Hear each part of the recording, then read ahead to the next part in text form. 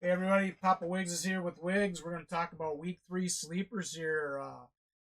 So let's jump right into it. Got some interesting ones this week, Wiggs, don't you think? I think it's going to be an interesting week. So my first one is Jalen Naylor. Listen, Addison is out. Jefferson's back now.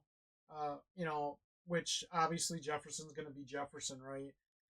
So I think Jalen Naylor's going to he's going to have a breakout game. Uh, I think Jefferson's going to have a lot of attention. They're going to lose sight of Naylor, and I think he could go for easily six to eight receptions, 80 yards, and a touchdown in this game. I really believe that he's going to have a game because Jefferson's going to garner all the attention, and they're going to lose sight of him. My next guy is Skylar Thompson. I know you guys are probably saying, "Oh, Wiggs, Papa Wiggs, you're crazy." Skylar Thompson, really? Listen, I got a feeling. I got a gut feeling about him this week. They're playing Seattle in Seattle. They're gonna have to pass a lot. Skylar Thompson has got probably the best wide receiver duo in the league right now, in Hill and Waddle. He's got a running back core that's really good. They got a decent tight end if he needs to go to him. He's familiar with the offense. He's had time in it, because of Tua missing time previously.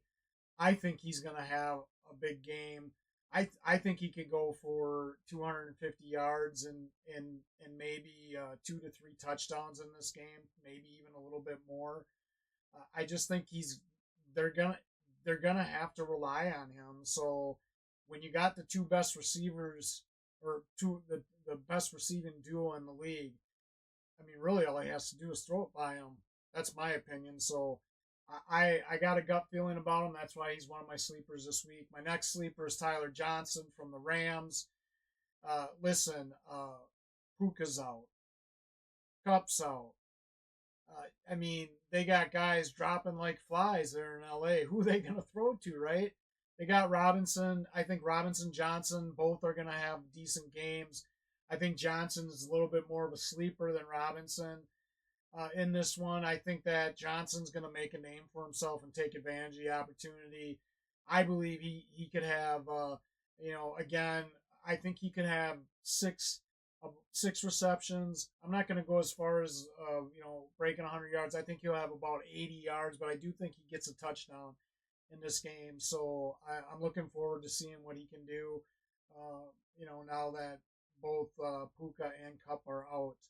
My next guy, Cam Akers. Listen, Mixon is doubtful. Most likely he's not going to play. Pierce has already been ruled out.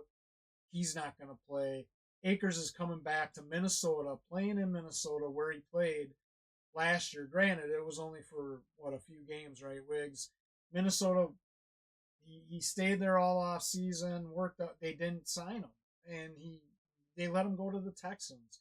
You don't think that Cam Akers doesn't have motivation to come back to Minnesota and show them what they missed out on? I think he's going to have a really good game uh, in this game. I know the defense of Minnesota is really tough, but I think Akers is going to have a combined, not just rushing, but a combined rushing and receiving of 100 yards and a touchdown. Carson Steele is my last guy from Kansas City. Listen, Pacheco is out. Andy Reid's already come out and said that Steele's going to be the guy. They've got another guy that they got Perrine, but he's probably mostly going to be used in passing situations. Reid's already said that Kareem Hunt they just signed him. He's not going to be playing this week. He's not ready to play. I'm not saying that Steele's going to have that Hunt's not going to come in after this weekend and do good, but this particular week, I think Steele is going to take this opportunity and take advantage of him to show why he should be part of that offense. I don't know that he'll be a big part of the passing game, but I think he could still have 80, 85 yards rushing and a touchdown. Wiggs, what do you think?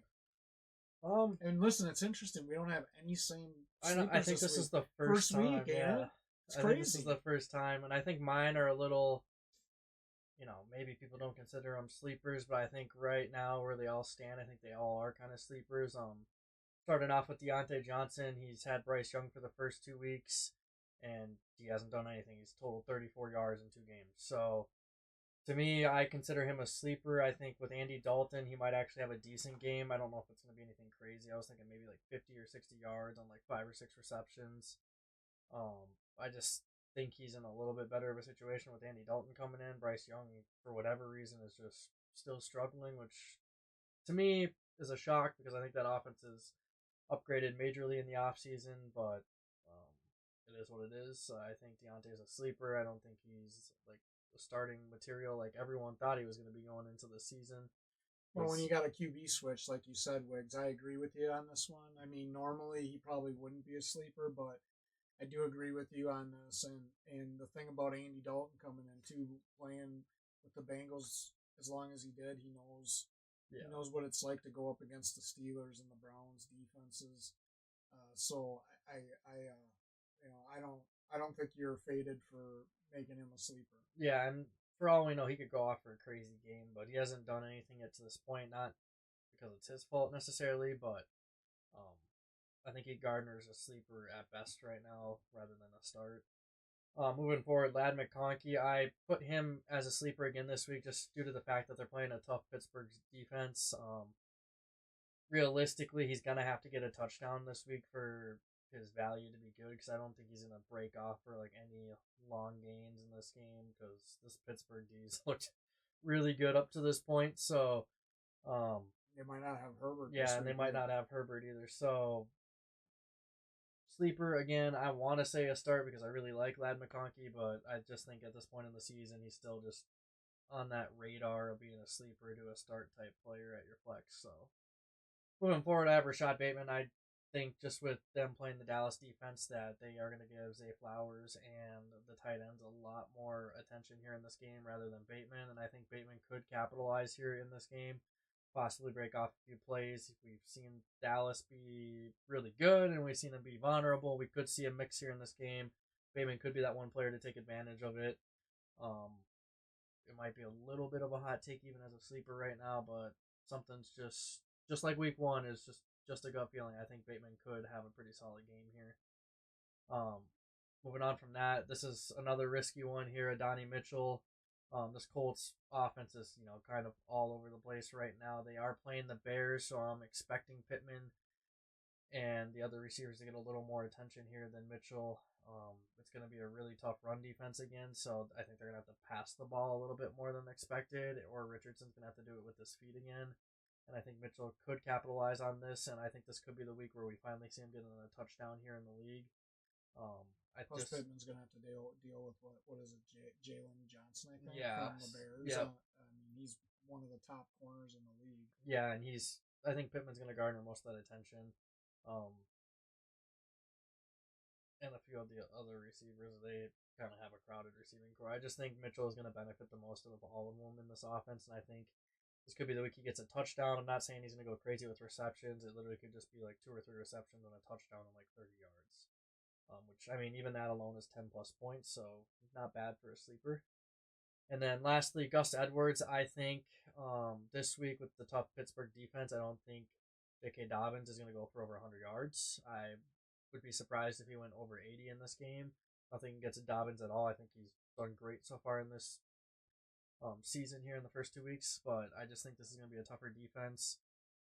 I think when the Chargers do get down into the red zone, that Gus Edwards will get a few more carries there, and I think they'll probably get stopped around the 1, 2, or 3 yard line. Give the ball to Edwards, who rush them for a touchdown and have 40 to 50 yards in this game. I could see him going for 10 to 11 points there. Um, but yeah, I think a lot of mine are like borderline sleeper to starters, but we haven't seen anything really from these guys yet in the season. Here's my hot take on that one, Wiggs. I think Dobbins is going to break off for a 60-plus yard touchdown this week. I'm calling it right now. So, anyways, yeah, no, interesting sleepers, Wiggs. I can see why you picked those guys. It should be an interesting week. There's a ton of injuries this week. So, for all you guys out there, make sure you're paying attention to your lineups, to your guys, to the actives, inactives. There's a lot of guys that are still, some guys have been ruled out. Like for example, AJ Brown's been ruled out.